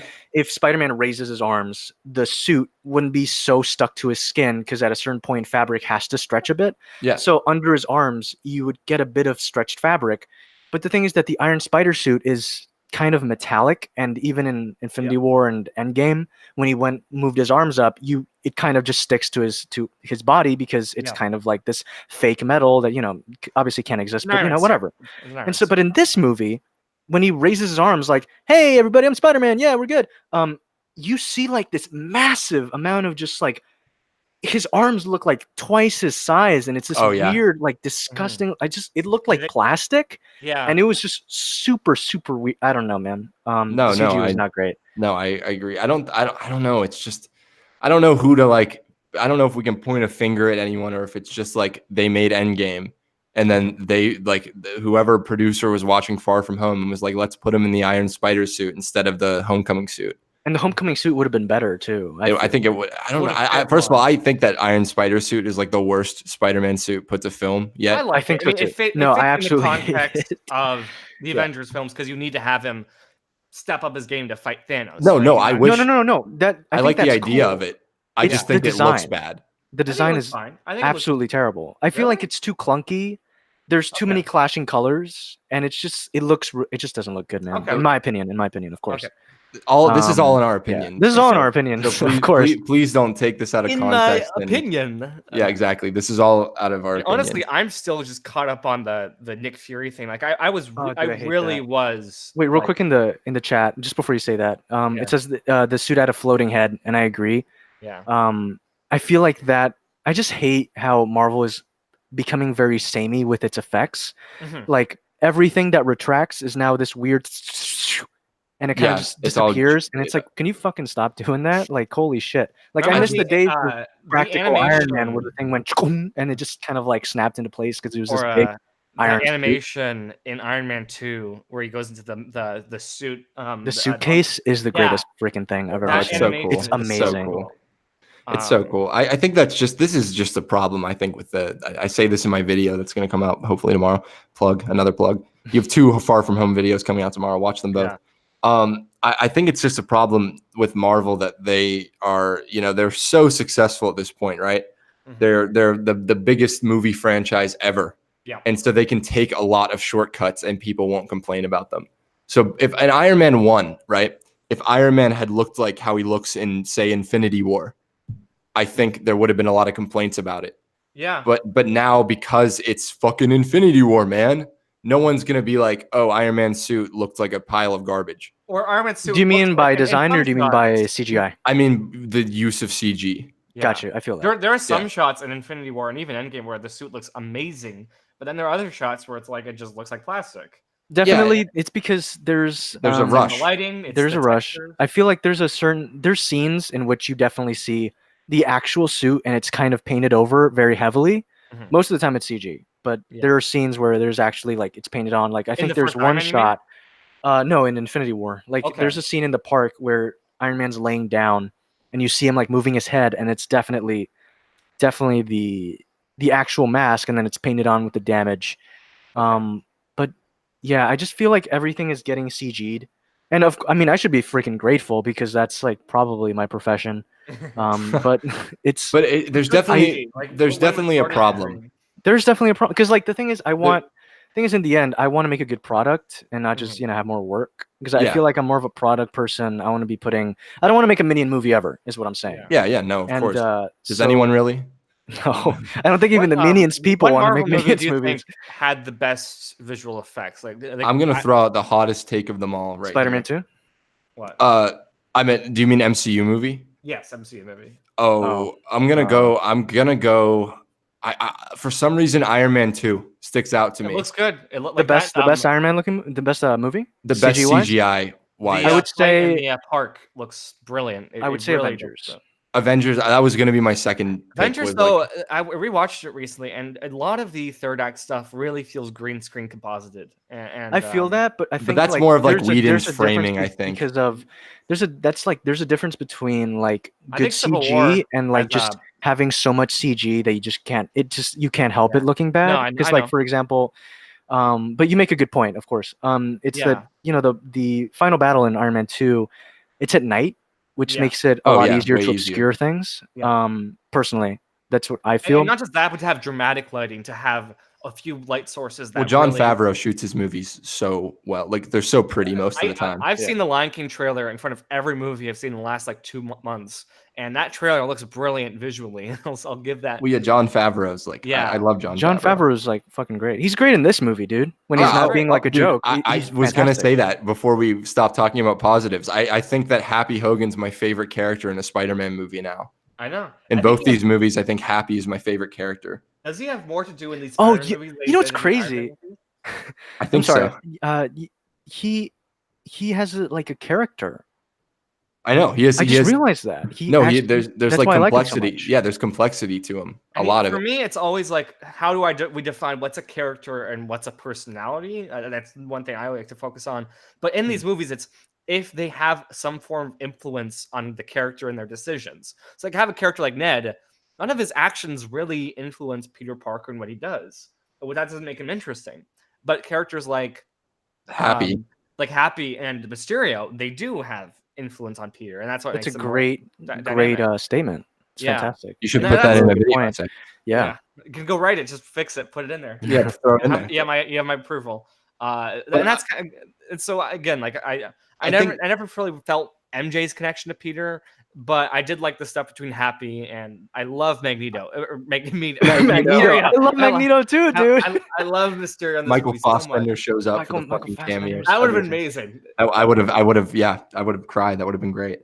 It would have made up for Dark Phoenix. I just think there's like it's a statement about Marvel. I think that they've come so far in so many different aspects of their movies, right? Mhm. But they've lost some aspects too, and I feel like I felt that a lot here. And this is a little bit off topic, kind of, but just like we were talking about before, it's weird to me that Iron Man's suit in the first Iron Man still looks the best that it's looked Because it was real. because there was practical elements No, to it. it's more. Yeah, I yeah. think they just took their time with the effect. They took their time, and I just feel even like from a story basis, I'm starting to feel that a lot of these are rushed on every aspect of it, Oh yeah. and I just wish You I know want them, what's I want them to stop. I want them to slow down, and I want them. I do want them to slow down. I don't need 3 fucking MCU movies a year. do. I I don't just think need anyone- one. I honestly just need one. 2's I need- fine. I need but one every 2 3? years. I'd be fine. Fuck. I think like here's the thing, what's pretty crazy to me is that you know how they always say we've planned out our movies for phases, Which is somewhat true, probably. which is Yeah. I think that's a great idea, but the thing is that I feel like they have this one idea and that's where it ends. And they don't go back and refine like what they write. Because these movies have to go out so fast that it's like, all right, we have one idea, do it. That's a great idea. But like, how do you execute that idea? And like, what if there's a better idea hidden in between what you just wrote, you know? Because the process of writing is like you write something, it's never going to be the best when it's first written. That's why you have multiple drafts, you know? And I feel like they're kind of coming up with it as they go along, especially kind of with how Far From Home here started with the Homecoming suit, and then boom, it had to be changed to the Iron Spider suit. I feel like kind of like that. Hopefully I'm wrong, but I feel like they're kind of just coming up with things as they go along for a lot of things. I feel like a lot. Yeah, dude. I feel like I'm gonna get so much shit. Fuck. I feel like fix it in post is very true with a lot of these movies. Dude, my VFX teachers tell me that that's the worst shit ever because people always say that. Like if you have a bad shot, fix it in post, it'll be fine. And that's really frustrating for Marvel, VFX like, artists. movies in Here's the post. thing. Remember how everyone complained about the final fight scene in Black Panther? That's because they fixed it in post. The thing is, yeah, exactly. It's like the whole thing, right, is that VFX artists, obviously they're the ones that make the VFX, and sometimes, you know, they do not great jobs. But the biggest reason why they don't do good jobs most of the time is because they're rushed, and it's because the companies, you know, give them lots of shit to do, and it's just almost impossible to do that much stuff in such short a time, especially with how fast these movies are coming out. And they always, again, get the same studios to do the same, to do different movies. What were you saying? I'm sorry? The quantity of shots they have to do, like, vastly. Yeah, it's fantastic. It's pretty crazy. They went from, like, the first Iron Man has, like, what? 700 visual effects shots, maybe? Oh my god. You know, that's a great point. They're green screening fucking everything. Like, you know the scene in which Peter has to, and I mean they do a great job, the compositors, like when Peter's like in Venice and he's fighting Hydro Man or whatever the hell, wherever they were, the whole thing is CG. Oh yeah. Like when he's like even posing, just like casually standing on top of like whatever the bridge, Mhm. that was all CG and it's all composite, and that's great. But also, there's also the question of instead of having VFX artists do that scene, I feel why like don't the you make them shot focus on like other more important scenes and actually have that shot be done practically? or I the feel like that would be better. was the shot of him. I really like the shot of him running over all like the poles and the wood posts in the water. Do you think that was a wire shot? Or do you think that was a completely CG shot? I think No, I that's a watched wire that, shot, and that was done on a green screen studio. I'm yeah, very sure. Okay, that's what I was thinking. Yeah. which really like I was really upset by that because I was like, oh my god, like they're doing the stunt work. That's Tom Holland jumping from post to Yeah, post. Yeah. But then I the respected the background, crap out of it. Yeah, but in the background just background, looks so like ooh, you know. and it's I just I don't know, man. It just makes me sad because like I just want to know. This is I'm gonna give one more thing and I'm gonna shut up for the rest of the time. I'm done. One more We're almost complaint. done. We're almost done. I have no idea what John Watts's vision is. I have absolutely no clue what his like traits are as a filmmaker from watching this movie. I got a little bit of it in Homecoming, and I just that's something I just miss about Spider-Man movies because like the Raimi films, even elements of the web films, like the romance and No, web films totally feel like web films. web films. But like, what is a John Watts film? And this is a Marvel movie. This I is a really Marvel. like Cop Cars, so I would recommend watching that. That was his. I've I saw seen- Cop Cars, yeah, and it feels nothing like the exactly. Spider-Man movies at all. Yeah, It's really exactly. weird. And I just want like Spider-Man is a character that if Marvel was ever gonna let someone do a James Gunn and just like have this fucking wacky zany vision that's so different from everything else, the character to do it with is Spider-Man. So why does Spider-Man? I would not be if I didn't know what I was talking about, right? And you told me that the same person who directed Captain Marvel, the same person who directed Ant-Man and the Wasp, directed Far From Home, like I would believe you. Yeah, you'd believe it. Dude, that's that's a great point. And that's what bothers me. That's what like hurts me at the filmmaker side, not the Spider-Man fanboy side. Because Although, you like, I think- feel, even in the MCU itself, you know what the Russo films are, you know Yes. what the Favreau films are. Gunn, certainly Favreau, or not what Waititi, definitely you can tell that's Coogler, very certainly obvious. Coogler. Coolers, yeah, They you didn't can let him definitely, go full yeah, Coogler, definitely. my I wish opinion. he had more. I wish he had more influence. I feel like a lot of it was taken I feel personally. like he didn't have the most on the action influence, and I feel like next time that's going to be Yeah. the one thing. I hope so because Creed's action's so good. Yeah. It's much better than Black Panther's action. I think if any Marvel character was gonna be like have a distinct style of a director, it's fucking Spider-Man, right? Yeah. And Spider-Man: Far From Home feels like it was directed by Peyton Reed, and it was just a Yeah, it better does. written movie than both Ant-Man films. and I not even any disrespect towards Peyton Reed, really, like, but it's just that's his kind of style. But why is that the style of multiple movies that aren't directed by Peyton Reed? Yeah. Mhm. Like it just bothers me, man, because we've come. It's been like how many years since the first Sam Raimi Spider-Man? 17, and like they gave him freedom, and that's a Sam Raimi movie first. To be fair, for every Sam Raimi Spider-Man, there's also an Ang Lee Hulk, and those don't exactly. See, I am the kind of guy. Ang Lee Hulk, I'm not a fan of. I don't want to Oh, get no. that. No. I think it's really. I'm not a fan at all. But Yeah, it's really bad. but I can say that that's at least an Ang Lee movie. You know, yeah. and I want that again from Marvel because I think well, for me, I feel like you get that. It's just you have to kind of again. I felt that with the Russo brother films. I really No, felt but that the with thing Black is that Panther. I personally don't feel that anymore, because if you don't count the Avengers films because they trust the Russos to make it how they make it, you have in a row Ant-Man and the Wasp, Captain Marvel, and now Spider-Man: Far From Home, and they all which feel like all product. three feel very like products. Yeah, and I think this is one of yeah. the lesser streaks of Marvel. Like I felt like 2016 to 2018 was a really phenomenal streak for Marvel. I really liked Doctor Strange. I really loved Thor Ragnarok and Guardians 2. Guardians 2 represent. Yeah, Guardians 2 is brilliant. And I would even say, like, having finished that, like Far From Home and all this stuff, Doctor Strange feels like a masterpiece almost on this. You know, I really like I haven't that film. revisited Doctor Strange in a while, but I can that had like a lot of personality to it. Yeah, especially with like it the had entire first act with Doctor Strange losing his hands, being like, "Oh God," and that's a great scene with him and yeah, I forgot her name. Damn it. Rachel McAdams. Rachel McAdams. It's a fantastic scene where I feel like Doctor Strange is going to be the one that's going to have the better sequel of a movie that like has dramatic stakes that can go more visually interesting, and like because they have the origin out of the way, they can just do all the cool shit. You know, But actually have a great story there. I don't even know because I I just feel like I thought that was gonna happen with John Watts, I and it exactly. didn't. I thought that was gonna happen. I thought they were like Homecoming came out, and it's like, oh, they trust him now. Now he's gonna make a John Watts Yes, film. You know, and it you're gonna didn't see you're gonna see cop car. You're gonna see that Yeah. authentic feeling characters, that actual drama going on, and that ending of Cop Car is great. I recommend everyone in the chat watch it. but But it didn't happen. They didn't let him do they anything. didn't let him do Or that. They maybe didn't. just well, I don't think it's a thing. I don't think Marvel it's a thing of like micromanaging everyone to the point of like taking all the personality out. I just think it's like these movies are made in such a condensed time frame that they can't make No, I fully totally, I original films. totally, But I then, like, personally feel like they do but how come? Really? micromanage. Okay.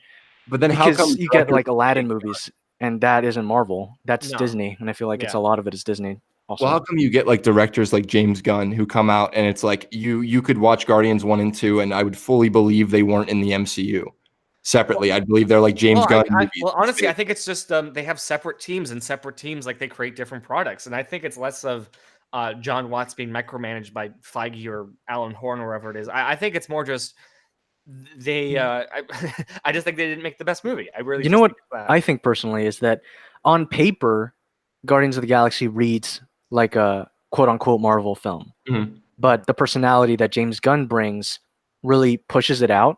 While compared, for example, like if you have it on paper, Guardians of the Galaxy Volume 2, fun adventurers go out and the guy meets his dad, and it's a tale of the dad. Yeah, it's like He has to surpass him, and it feels like a Marvel film, like a Disney film, But then you have Spider-Man: Far From Home. What I'm guessing is it was supposed to be kid struggles with PTSD after his mentor dies, and he has to go on a trip because he has to, escape, and then he is betrayed again by another mentor figure, and then in the end he has to face down his new mentor figure, and it feels a lot more, I feel like maybe even heavy, and I feel like Disney's like, no, you're gonna do that again. A good point that in the framework of this movie, you have a really interesting dramatic film. Yeah, so many exactly. dramatic films in this movie. The movie.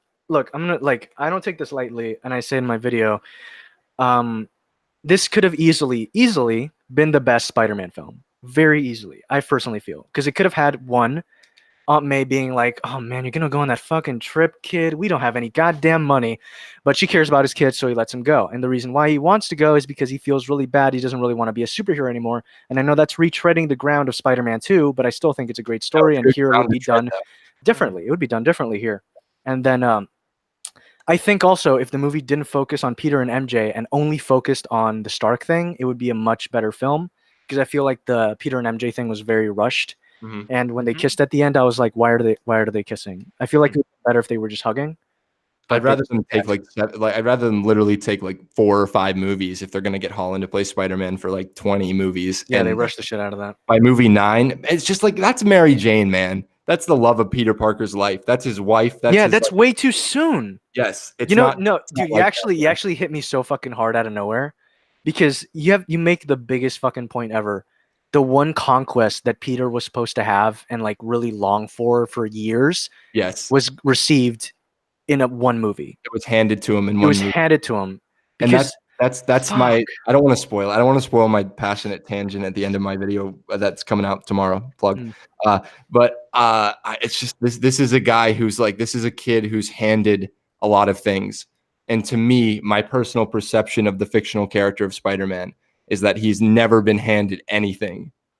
And that's like where the basis of like a lot of my issues come from, is the plot gives him things like the it's writing. cool. It's that the one thing he's actually kind of handed is the spider powers, and even that isn't great. Yeah, and You then have to make the most of it.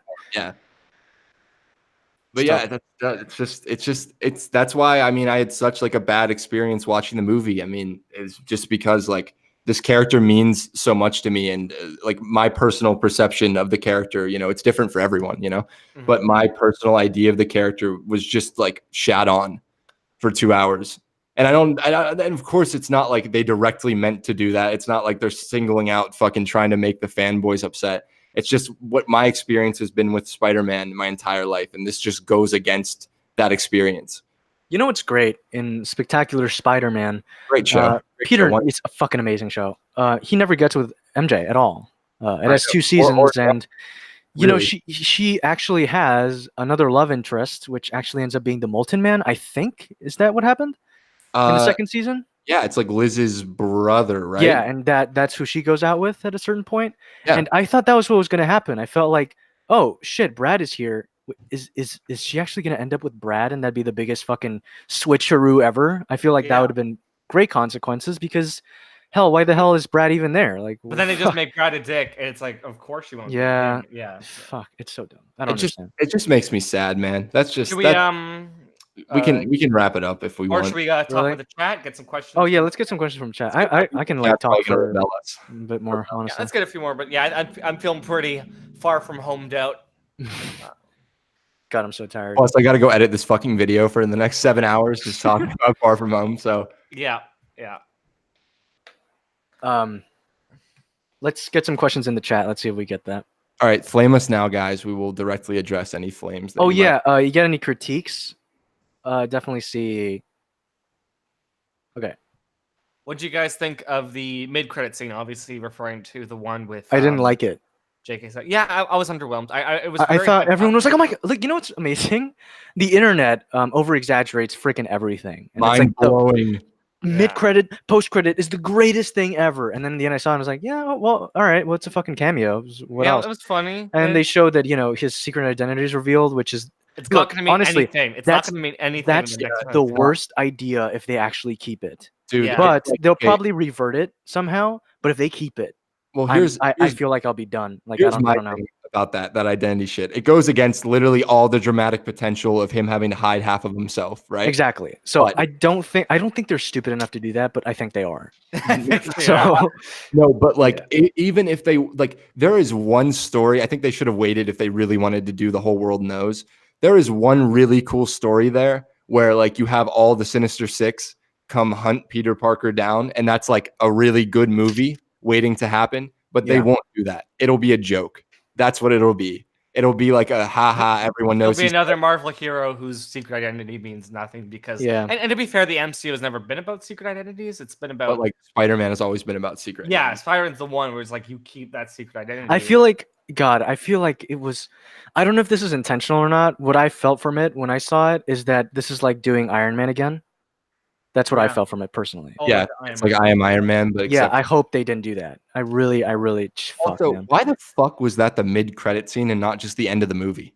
Yeah. No, Because yeah, they're totally. they're fucking dumb, dude. I don't know why they did that. And again, I think the worst scene in the movie, outside of the drone scene, which was really bad, the worst scene in the movie was the one with Nick Fury, the reveal that Yeah. he was Skrull, because it adds nothing to the film, Mhm. and it feels Actually like takes a away. it's a plot development that feels like it only exists to be a post-credit scene. To and- say and- hello, we have more movies coming up. Watch yeah, them. but it actively makes the film less interesting. I'm telling you 100% that people the general audience doesn't care and they're like, holy shit, that's awesome. I agree. Well, yeah, but like I did like the moment when in the opening action scene, where Peter just puts on like a mask. It was like this goofiest looking thing. I liked that moment. Oh fuck! Thank you so much for bringing that up. was The first action scene is one thing I forgot to mention, and it felt so weightless because again, like you can't connect with the environment and what the hell's going on. Hydra Man came out of nowhere. Now Mysterio's fighting him. Who the hell's going on? And then Spider-Man's supposed to save this clock tower, and it looks cool, but you never see what the hell he's saving. Like, is he saving the people in the homes? Is he saving the people on the street? I think he was It's just- saving you just- one building from crashing into the It's other. just- And that was it. Mhm. Like Yeah, two and buildings. it's like, wait a second, but like, for example, if you compare it to another scene, not to compare it to fucking Raimi films, because I want to avoid that, but It's completely it's- okay to compare it to the Raimi films um, because it's action and it's Similar Spider-Man action. mechanics. yeah, the train sequence, you see exactly who's on the train, you see exactly what will happen if it crashes, and then here Peter's just like trying to prevent the tower from falling, and okay, but why? Who's under it or who's on it? Like, it just doesn't really matter, and then it crashes anyway. So At least he was I don't like know. actually, like not falling over himself, like he was in Homecoming. I appreciated that. no, he did. Did you not remember? He Oh, hit dude. himself with the bell in the face. Oh my yeah, god, yeah. dude! I Only completely 3 forgot times. about Dude, that. dude, That's yeah, it's like my head my mind kind of like completely erased some parts of the movie to kind of like alleviate my pain. Like, I just think thought, that's another reason why I think the movie is like so much better than it probably is. Yeah, man. Let's Yeah. actually, people have gotten some questions here, so let's Yeah, let's go ask into them. those. What do you think about the fake news aspect to Mysterio? That was one of the questions. I liked it. I liked it a lot. I thought it was interesting and it was different. Very timely, and it was almost a modern adaptation of Syndrome from The Incredibles. Yeah, I liked it. I really like that. I really like Syndrome as a villain. I really like the idea of, people are egomaniacal like assholes, and I think that was very true to, Other than being attached to Tony Stark again, I felt he was a very, very, very strong villain. Probably the highlight of the film. For sure, for sure. I liked Jake's performance, but I wish that they would have spent a lot more time developing his relationship with Peter. Yeah. Yeah, of course. A lot more times developing every relationship. And I just have like a big issue with the fact that Tony Stark's the bad guy for both these bad guys in both me too. Spider-Man movies, but they never critique Tony Stark. Yeah. Because we find out that I thought that he made barf, right? That Stark made barf. Then we find out that Beck made barf. But no one's ever like, oh shit, Tony literally stole your entire fucking idea. I completely forgot this. Holy shit. I'm gonna cut you off. Go ahead. You go ahead. Yeah. The one thing that I kept thinking when I was driving home from this movie was that idea that how the fuck are those drones legal? How can someone legally own those? Tony Stark is just a god. Yeah, but like, the potential of those things, especially after he's already fucking made Ultron, which killed tens of thousands of people. You'd think there'd be a government sanction on Tony Stark having fucking drones like that. From Age of Ultron, he already has satellites shooting him out the Hulkbuster suit. So honestly, it's like kind of insane. Yeah, but whatever. Those drones in particular were so like I was almost like, holy shit. But listen, I feel like we've like shat on the movie for we have. And that's the weird thing is I really enjoyed it when I was watching it. I think it's because like the positives are the stereotypical positives. The action's good, the acting's good. What else? But but I also think it's one of those movies where I talked about this before in my how we talk about movies. It's a movie that's designed to be pleasant and to work in the moment. Yes, and that when you step away from it and you go like beat by beat, you go, huh? Wait, and what? That's why I always it's every single one of these things that comes out. It's the best. I disagree. Ever made. That's what people say, though. Yeah, they say that, but sometimes again, you do get a Black Panther or Civil War. Yeah, exactly. You do get where they have real dramatic weight and they're really smart. Or even Thor Ragnarok. Thor Ragnarok's a brilliant fucking movie. I will stand by that film, and that's a movie that is both pleasant and very entertaining, but actually has things to say and has dramatic consequences and keeps to its guns. This film really doesn't. And it's just like I keep saying, it's sad. And I just want to say, just to get everyone off our backs, and I mean this genuinely, if you went and saw the movie and you had a different experience where you emotionally connected with what was happening, that's like phenomenal. Like I'm fucking jealous of all of you, but it's just I couldn't connect with it. And I don't think you guys could super connect with it either. But also, I think this whole idea that like Marvel only makes great movies and other studios only make bad movies is just nonsense, really. It's just that because they literally made like 3 mediocre solo movies in a row. But it's just because they make so many movies and they usually have a great movie every year, whereas other studios don't. And that's where because they're just batting more. Their batting average isn't exactly much better than other studios. They just play baseball a lot more. Yeah, what's something I noticed, and I'm never using Rotten Tomatoes again, is that Ant-Man and the Wasp, Captain Marvel, and Far From Home all have incredibly high scores. Yeah, which is so fucking mind-boggling to me. You go to Metacritic because it's much more like that's what I'm using now. It's just a better idea of how people really felt about it. Yeah. Real quick, there's like a few questions. I want to address one thing. I don't know if I can't find the comment where it was, but one person said, what are you talking about? The post-credit scene was the biggest revelation in the movie. It wasn't, because it added nothing to the movie. That's not what a revelation is. Yeah, there's no reaction. There's just action end. Thoughts on Peter saying the word responsibility? I can't remember actually at all. When did he say that? I'm not sure. Okay. I think someone says it to him after the fight he has with the second elemental, the one in the Ferris wheel, maybe. Okay. It's probably Nick Fury. He's like, "Oh, what are you gonna do? You gonna step up or not?" Yeah, like yeah, and then he's like, I don't know. Maybe it's the bar scene with Mysterio. Scene in the trailer where Mysterio literally says the words responsibility to Peter. He's like, people die in this job, but it's our responsibility or something like that. And I thought that was going to be in the movie, and I thought that was the first time they were going to reference Uncle Ben, but they didn't. But that's just like a bit of a nitpick. No, I don't. I'm gonna. I'm dead. I'm dead. I'm dead. Let's see. Spider-Man needs to have Uncle Ben. It's just he doesn't need to die again, but like he's an important person. For me personally, just I am far more interested in the other Marvel properties than Spider-Man at this moment. Which is sad because it's fucking Spider-Man. Yeah, dude. But I also think part of it Wait, is that real quick. Someone says, "What do you think of the Edith acronym?" I thought it was disrespectful. What does Edith stand for? Wait, what does Edith stand for? Even in death, I'm the hero, or something like that. I thought. Oh, that's fucked up. Dude, that was so dumb to me. I really thought like I said, everyone has a different idea of like Tony Stark, but I just thought it was so not. I think that was like a maybe Iron Man 2 thing that Tony Stark would do. Yeah, but not. I didn't really feel like his growth would lead to him leaving the glasses that say, "Even in death, I'm the hero." And can we please talk about the fact that he left these glasses to a kid, and he gave the kid a power to drone strike people? Yeah, it is dumb. It is just in general dumb. I feel like that's a huge thing. I personally felt like when he handed the glasses to Beck, even though he barely knew him, I felt like it was fine. I understand what the movie was going for. I just wish there was more, development between them. But for sure, I'm okay with the movie doing that. What else is there? The prison scene felt like something out of Vacation. Holy shit! I completely forgot about Peter in the Netherlands. Oh yeah. Holy fuck. Wait, what? You remember when he wakes up in the prison? We got the fucking holding cell. Dude, I forgot. I literally. Okay, wait. Yeah. That's why. Wait, no, I remember where he like breaks the lock on the thing. Yeah. Dude, I just forgot that existed. I thought that field of flowers was like, man, this is gorgeous. Oh, the field of flowers was great. Yeah. I think it should have just been he wakes up, he breaks out, field of flowers. That's it.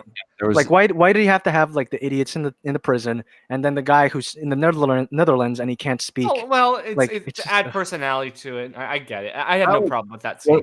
When Peter got hit by the train, that was maybe like the first time in the film and in the MCU where I was like, oh my god, like the Parker luck, it's happening. Yeah. Like when he wakes up in a fucking random prison, but then it's played for a joke. But like it's just resolved so quickly. I loved that he got hit by a fucking train. Yeah, that was just the best shit ever. Honestly, the Mysterio fights are the greatest thing. Oh yeah, and everything resolving around Mysterio was great and was on par with like honestly, some of the best hell yeah, Daddy Gyllenhaal, fuck yeah, bro. He's so good. Did Peter attempting to live up to Tony and become the next Iron Man work for you guys? I love the idea. I don't think the execution was particularly interesting. Well, really, my thing is, I of course I fucking like just hate the idea in general, but I tried to shut that off when I watched the movie. Just be like, okay, this is a new take, a new vision. Everyone has their own vision of Spider-Man, but it just didn't work in the movie for me. Like even on its own levels, it didn't work for me. There's a question for you, Alex. Do you like The Amazing Spider-Man 2 more or Far From Home more? Dude, I don't want to answer that. I'll get so much shit. Cool. I think you just gave your answer there. I'm gonna answer it. I'll do it real quick. Yeah. I'm gonna say I think both butcher like my idea of Spider-Man. Both just don't really like.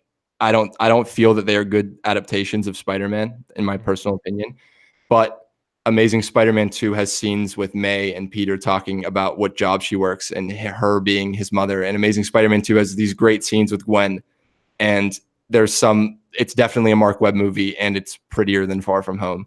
So I'm going to go with Amazing Spider-Man 2. It is so much prettier, Spider-Man 2 is that I think the damage it does to the Spider-Man character is far worse than anything Far From Home gets anywhere close to. Specifically the stuff with the Spider-Man blood. And the whole the chosen one. It's such nonsense. Fucking terrible. And the setting up of the Sinister Six and all that stuff is it was so corporate and there's so much of that movie that is nonsensical. Whereas this movie, I was never confused. I was never like this. Never like whereas movies like Amazing Spider-Man 2 or Batman v Superman. I'm watching. I'm going. What is happening here? I was just frustrated with what was happening, but I think that's better than like going, what the fuck is going on? I also think that Tom Holland, even with the writing he's given, is just way more closer to Peter Parker than Andrew Garfield, fuckboy in TASM 2. Hell yeah. He's such a Chad in that movie. I mean, Spider Chad. That's Spider Chad. Yeah. Spider Chad. Dude, Yeah. you guys got to understand that like TASM 2 was another movie that if I had Twitter at the time, I would have walked out of and been like, I'm sick to my stomach. So both of these movies I very much dislike, and both cause me a lot of pain, too much pain. I shouldn't care as much as I do. I remember liking the action stuff in Amazing Spider-Man 2.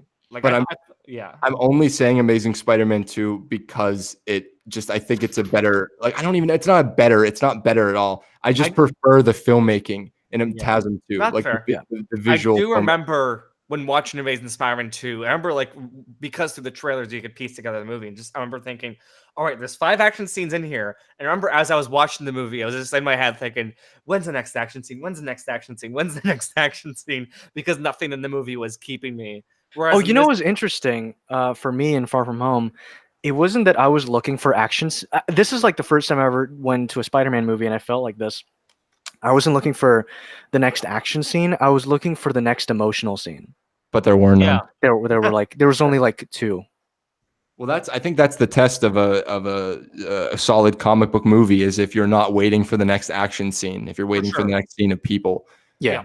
Like Guardians of the Galaxy Volume 2, man. Yes, you don't care about the action shit. It's like, damn, I want to see these 2. What happens to them? Like, what's going on with them, you know?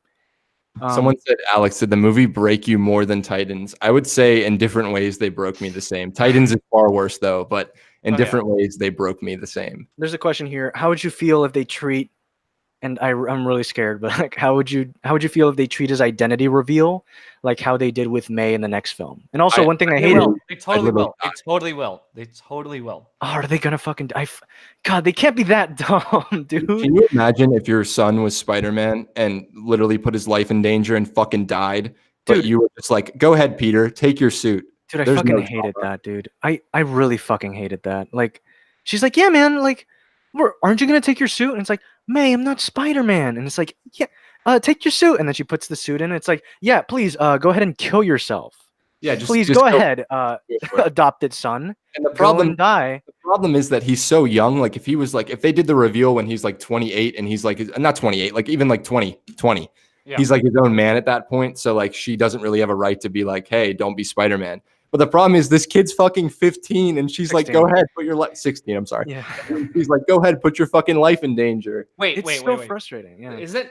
That can't, no, because dude, the timeline's just nonsense. No, he says in the movie 16. I'm 100% sure. He should be 17 though, because he was 15 in Civil War. And no, yeah, the timelines are fucked. But in the movie, 100% he's 16. He said. Wasn't Infinity War supposed to take place like 4 years after something? 2 years after Homecoming, right? Yeah. Okay, but that just doesn't make sense then. No, that doesn't. I don't care about the timeline stuff really, but as long as the movie's good. But for me, the movie that's a fair point. But yeah, I'm just depressed. Oh, here's an interesting thing which I hope doesn't happen, because I think that's just, I don't want anything space going with Spider-Man. But it says, since they introduced the Skrulls working with Fury, I think that maybe they will use Spider-Man and a Skrull to prove that Peter Parker isn't Spider-Man to the public. I hope they don't do that.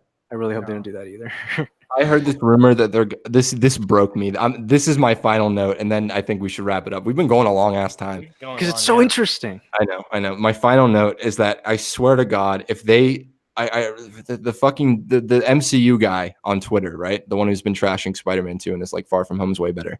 He's been teasing that Peter Parker is going to need a lawyer in Far From Home, whatever the fuck the third Spider-Man movie's called, and that's how they'll get Charlie Cox as Daredevil in the MCU. And there's nothing I want less in the entire universe than to see Charlie Cox in that tone, to see that Daredevil of that complexity be brought to like the joke fest. Yeah. And I just pray that's not what they do. Yeah. I would just be broken at that point. I hope if they do that, they actually make the films more mature. Like Prisoner of Azkaban is the first Harry Potter film that really went dark. Yeah. And unless they do that, I don't want Daredevil in there. And that's I think what we want from that. Like, I want a new Spider-Man film that has a different identity, a different tone for sure. I think we all kind of want that, and that's kind of magic of Marvel, is that you can go from a first Avenger to a Winter Soldier, or from a it's Dark great. World to Ragnarok. And I would love to see a tone change. For Captain Marvel. For many of the other characters, I would love to see a different approach. And again, for Ragnarok, it was actually going sillier. but it was still more mature than Dark World. Yeah. Dude, there's these two comments here on the chat which are fantastic. In Homecoming, Peter says, if she finds out Spider-Man, she won't let me do this anymore. But she does. And then Yeah, another one is Aunt May is like his PR manager rather than Aunt, and that's 100% fucking true also. Someone says, are you going to watch the third MCU Spider-Man movie? I don't think I will, because I'm sick of fucking complaining about it. You know, like I don't want to be the guy who complains about it. So unless I enjoyed this one enough to see the next one. No, yeah, I'm definitely gonna watch the next one because I like Spider-Man stuff, and hopefully they fix it. But definitely, if the third one isn't good, if the third one is worse than Far From Home, I'm probably just gonna catch these on Blu-ray. Honestly, Yeah, I don't know when. I mean, again, there's the fucking channel, so I might have to watch it. But like, if I didn't have the channel, I probably wouldn't. But it's probably gonna be 3 years out, right? I don't think they're gonna do 2 years. Right? Maybe it's 2 years. It's probably 3 years out. Yeah, It's probably because I 3 think years. they have other projects. Let me see. Sony just needs to sell Spider-Man to Marvel Studios, but the thing is that Marvel Studios is making already stories. Well, the Marvel Studios does like the scripting in that, right? Yeah. Let Watts be the one writer of the next one. I feel like if John Watts has 100%, like if it's his movie, vision, then it's if gonna it's be his vision, I think it's gonna be good. I think it'd be good. Well, that's the thing is like, even if it's a Spider-Man that I don't necessarily like love, I would be on board if it was the creative vision of one person, but it's not. Yeah. All right, I gotta take a big pee. I'm done. Yeah, me too, dude. I'm fucking holding it, man. Yeah, I've been holding it the last Actually, 20 minutes. he's been yeah. bugging me the last bit. Cool. I think All that's right, guys. what we Well, call it. I think that was it. Sorry, you guys for want to that plug depressing- anything? A depressing fucking stream. Yeah, that was really sad. Yeah, but it We was a already good got 6 dislikes. We never get that many dislikes when we're actually streaming. That's hilarious. That's amazing. All right. Well, videos out tomorrow from the hit channel BROWNTABLE and the hated channel HITOP Films. Yeah. 2 videos tomorrow. We got a very emotional one probably from HITOP, and a also emotional one, but maybe not as depressing from me. That's good though. I'm finishing up a giant project on Game of Thrones. You should certainly see that early next week. Part 1. It's a 2-parter. It's consumed the last month and a half of my life, but it's a deep dive on Game of Thrones. I think you'll all like it. Hell yeah! Oh, also subscribe to Loverboy Media. Yes. Follow HITOP and BROWNTABLE on Discord. You probably don't follow me on Twitter because like that's just a shit show. Yeah, it's a spectacle. It's a spectacle. Yeah. Films and Stuff on YouTube. Jaybird22 on Twitter. You guys know who we are. I mean, you know who we are. Yeah, you're already watching this shit, so. I'm Iron Man. All right, guys. We love you 3000. Oh, you did it. And I think that's it, guys. Thank you very much for watching. I'm going to cancel the broadcast in 3, 2, 1.